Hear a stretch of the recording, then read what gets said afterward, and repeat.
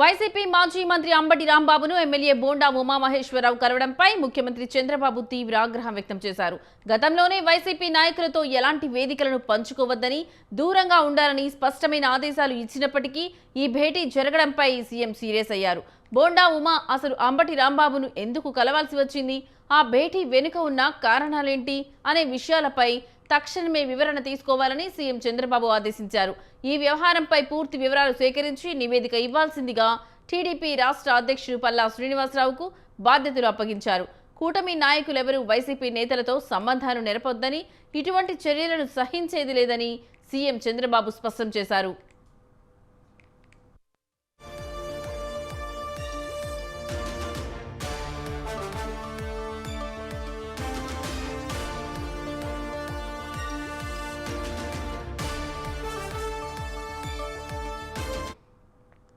YCP మాజీ మంత్రి Ambati రాంబాబును MLA bonda Umamaheswararao కలవడంపై ముఖ్యమంత్రి చంద్రబాబు తీవ్ర ఆగ్రహం వ్యక్తం చేశారు. గతంలోనే వైసీపీ నాయకులతో ఎలాంటి వేదికలను పంచుకోవద్దని, దూరంగా ఉండాలని స్పష్టమైన ఆదేశాలు ఇచ్చినప్పటికీ ఈ భేటీ జరగడంపై సీఎం సీరియస్ అయ్యారు. బోండా ఉమా అసలు అంబటి రాంబాబును ఎందుకు కలవాల్సి వచ్చింది, ఆ భేటీ వెనుక ఉన్న కారణాలేంటి అనే విషయాలపై తక్షణమే వివరణ తీసుకోవాలని సీఎం చంద్రబాబు ఆదేశించారు. ఈ వ్యవహారంపై పూర్తి వివరాలు సేకరించి నివేదిక ఇవ్వాల్సిందిగా టీడీపీ రాష్ట్ర అధ్యక్షుడు పల్లా శ్రీనివాసరావుకు బాధ్యతలు అప్పగించారు. కూటమి నాయకులెవరూ వైసీపీ నేతలతో సంబంధాలు నెరపవద్దని, ఇటువంటి చర్యలను సహించేది లేదని సీఎం చంద్రబాబు స్పష్టం చేశారు. ఇక ఇదే అంశానికి సంబంధించిన మరింత సమాచారం మా ప్రతినిధి వీరస్వామి ఫోన్ ద్వారా అందిస్తారు. వీరస్వామి, చెప్పండి, ఈ అంశానికి సంబంధించి మీ దగ్గర ఉన్న లేటెస్ట్ అప్డేట్స్ ఏంటి? లక్ష్మి, మాజీ మంత్రి ముద్రగడ పద్మనాభం సంస్కరణ సభలో నిన్న ఎమ్మెల్యే బోండా ఉమా, మాజీ మంత్రి అంబటి రాంబాబు మాత్రం ఒక వేదికను పంచుకున్నారు. దాదాపు కొద్దిసేపు కూడా ఒకళ్ళొకళ్ళు పలకరించుకొని ఆప్యాయంగా మాట్లాడుకోవడం జరిగింది. దీని మీద కూడా చూసుకుంటే మాత్రం సీఎం చంద్రబాబు నాయుడు కూటమి నేతలతో ఎవరైతే ఉన్నారో వారందరూ కూడా చూసుకున్నట్టే మాత్రం వైసీపీ నేతలకు దూరంగా ఉండాలని గతంలో కూడా చెప్పాను, వేదికలు పంచుకోవద్దని కూడా ఆదేశాలు జారీ చేశాను. కానీ ఎమ్మెల్యే బోండా ఉమా మాత్రం నిన్న మాజీ మంత్రి అంబటి రాంబాబును కలవడంపై కూడా ఆగ్రహం వ్యక్తం చేసినట్టు తెలుస్తోంది. దీని మీద కూడా స్పష్టమైన వివరణ ఇవ్వాలి అని చెప్పేసి ఇప్పటికే ఆదేశాలు జారీ చేసిన పరిస్థితి నెలకొంది. ఈ వివరాల సేకరణ విషయంలో కూడా చూసుకుంటే మాత్రం రాష్ట్ర అధ్యక్షుడైన పల్లా శ్రీనివాసరావుకి అప్పగించారు. అదేవిధంగా చూసుకున్నట్టు మాత్రం మంత్రి నిమ్మల రామానాయుడు కూడా అప్పగించినట్లు మనకు ఉన్న సమాచారం మేరకు తెలుస్తుంది. దీని మీద కూడా ఆగ్రహం వ్యక్తం చేసిన పరిస్థితి నెలకొంది. వైసీపీ ఒక వృక్షం లాంటిది, కులాల మతాల మధ్య విభేదాలు సృష్టిస్తుంది.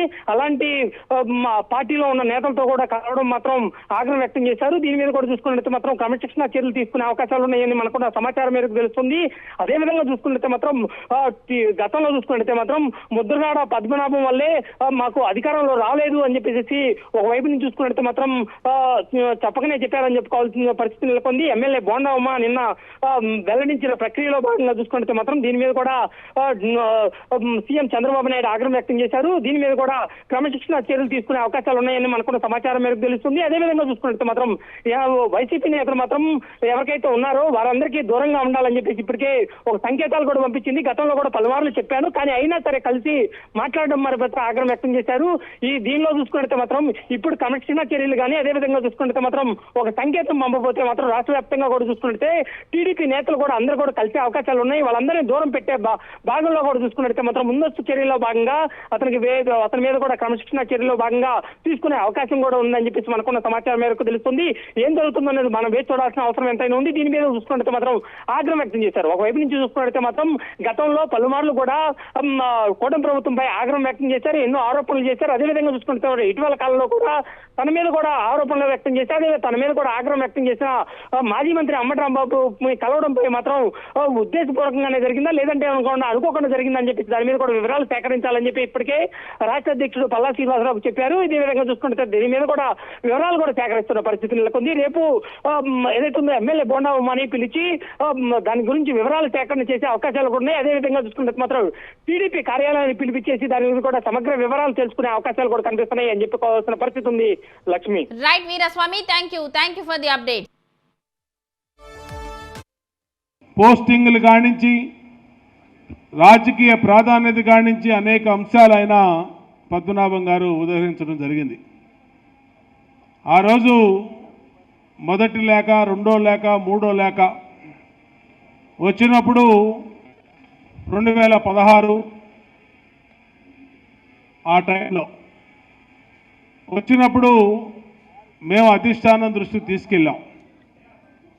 ఇది ముద్రగడ పద్మనాభం గారు రాసే లేఖల్లో ప్రభుత్వం ఆలోచన చేయవలసినటువంటి అవసరం ఉంది. ఆలోచన చేసి సాధ్యాసాధ్యాలకు ఒక కమిటీ వేసి ఆ సాధ్యాసాధ్యాల పైన ఆయనతో చర్చించి డైరెక్ట్గా ఆయన్ని పిలిస్తే బాగుంటుందని ఆ రోజున అధిష్టానానికి తెలియజేయటం కూడా జరిగింది. కానీ కొంతమంది మన నాయకులే పద్మనాభం గారు ఆయన ప్రయోజనాల కోసం చేస్తూ ఉన్నారు, ఆయనకేమీ అంత పట్టు లేదు కమ్యూనిటీలో అని చెప్పి ఆయన్ని ఇగ్నోర్ చేయమని చెప్పారు.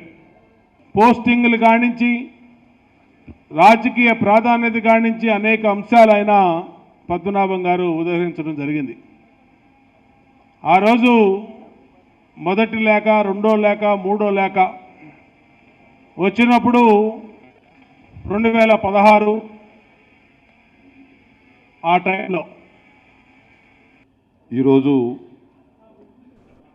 ముద్రగడ పద్మనాభం గారి సంతాప సభను రాష్ట్ర కాపు జేఏసీ నాయకత్వంలో పార్టీలకు అతీతంగా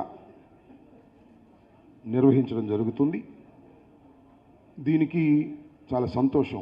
ఇంత బాధలో కూడా అన్ని రాజకీయ పార్టీల నుంచి almost all Telugu Desam, Janasena, YSR Congress party, అన్ని పార్టీ